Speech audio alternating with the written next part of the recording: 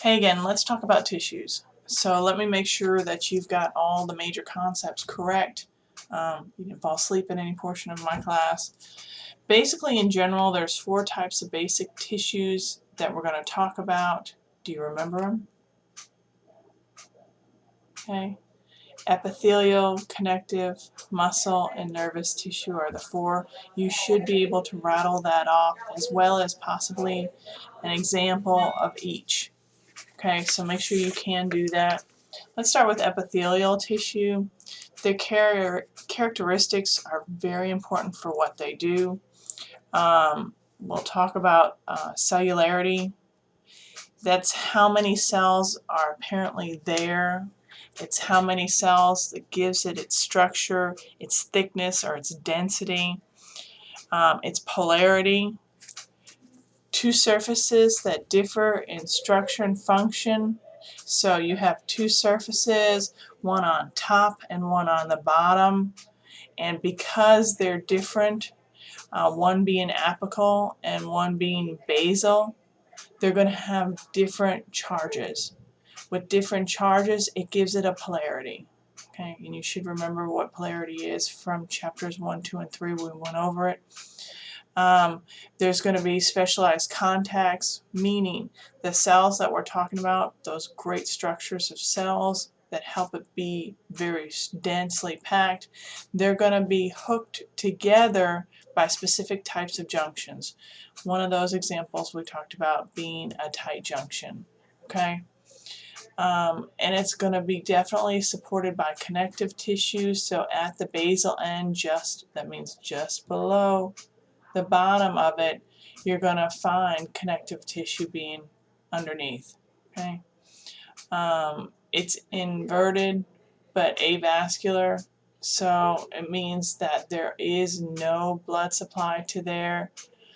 It acts as a boundary. Think of your skin, which is the greatest epithelial tissue that you'll study.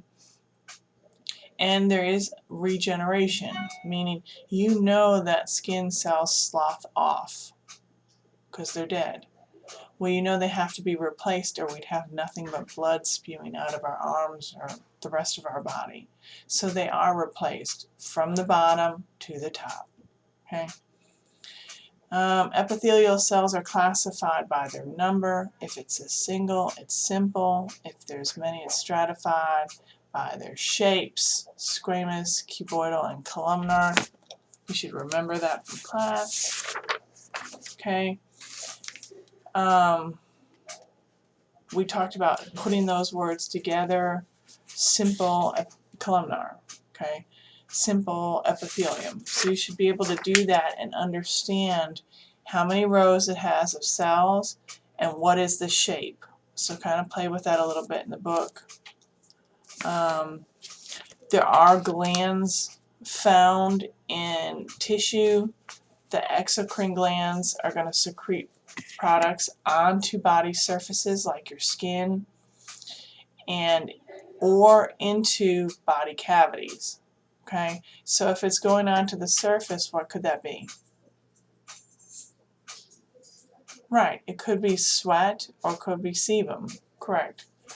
Unicellular glands do this directly by exocytosis, meaning they push it out. There are also cells that are called mucus cells or goblet cells that'll do the same thing. Mucus cells, they're going to produce mucin. Mucin is a product of it that's going to dissolve easily in water and give you that mucus in your throat, just like the name suggests. Okay. Glandular epithelial tissues, you've got exocrine or endocrine. Okay, exocrine are to the body surfaces, mucus, sweat, salivary. Endocrine are ductless. They're hormones, so they're synthesized and secreted, and they're not leaving the body. We talked about multicellular glands. We talked about 2 types that were really important, the merocrine gland and the halocrine glands. The merocrine gland is exocytosis, salivary, and sweat. Halocrine glands are entirely different. They're going to rupture And when they rupture, all the dead cells and particles from that gland are going to be released in the oil. Kind of gross, but really cool. Connective tissue characteristics. Two main components. Okay, you're going to have fewer number of cells, and you're going to have lots of extracellular matrix, ground substances and fibers that we kind of talked about. Okay, so those are two things that are really important about it. They come from the mesoderm, they're innervated, and they're vascular. So epithelial, avascular, meaning that they're not getting a blood supply. Connective tissue are vascular, so therefore they are getting a blood supply.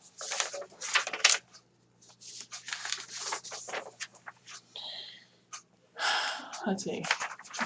Connective tissue matrix, that means, what is it filled with? Well, it's going to be made up with space. There has to be something between the cells. Okay, there's no free-flowing cells anywhere.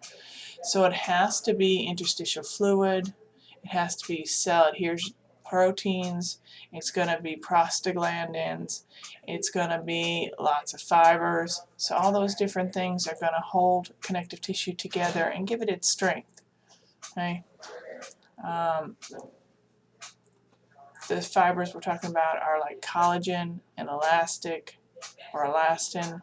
So between collagen and elastin, which one is stronger? The answer is collagen. Okay, always. It never changes. No matter where it is in the body, collagen is much stronger than elastin. Elastin allows for a lot of flexibility. So it is like elastic.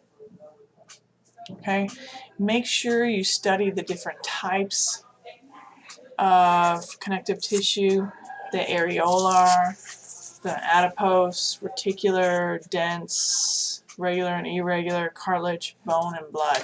You are responsible to know what each of those are, where they're found, and their general makeup, like what is generally found within them. Okay, and where are they found? In the body. Okay.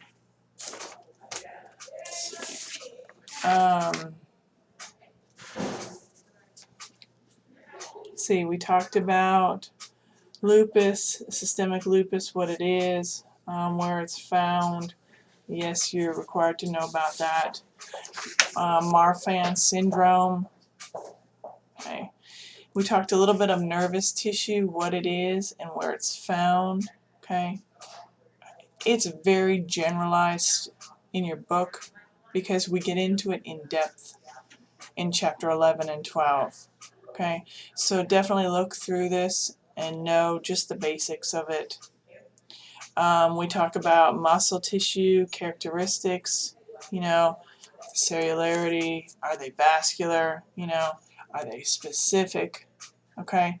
Those are the things you do have to know about them. We talked about 3 types of muscle tissue. I hope you know what the 3 types of muscle tissue are and where they're found. Let's see. We talk about cutaneous membrane, mucous membrane, and serous membranes. You definitely need to know cutaneous membrane is the skin. Okay, mucous membranes are going to line all body cavities that open out to the surface, and serous membranes are going to line all cavities within the body that do not open out to the surface. Okay, you have to know all that. I went into more in depth with that and some more definitional components of it. Make sure you read through it. Okay. How does tissue repair act? This is really important because this helps you understand a majority of points that are going to go through, AMP1 and AMP2. Okay. Do know what inflammation is. Do know what redness, swelling, heat, pain, and loss of function are, how it occurs, what happens at each of these steps, what cells become involved and why. Okay. Okay. And then we talked about the embryonic germ layers.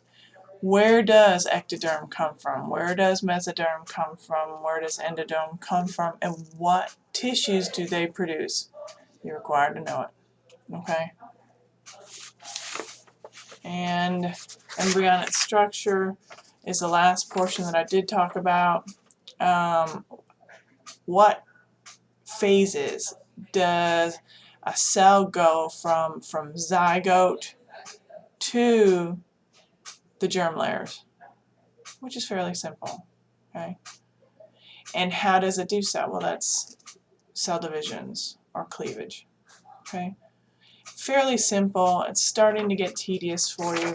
You're going to start to see in the chapters, especially bones and muscles, where you're memorizing things that seem kind of monotonous. It's not so much definitions. So start learning how to study now with it, with the tissues, where they are, where they can be, what they do, and what's found within them. If you want to make a table, yet again, that's a great help. Don't forget to do mastering online. Don't forget to also, before an exam, begin the study aids that are found on mastering. It'll help you greatly with my exams. Okay? Thank you so much. Hope it helped.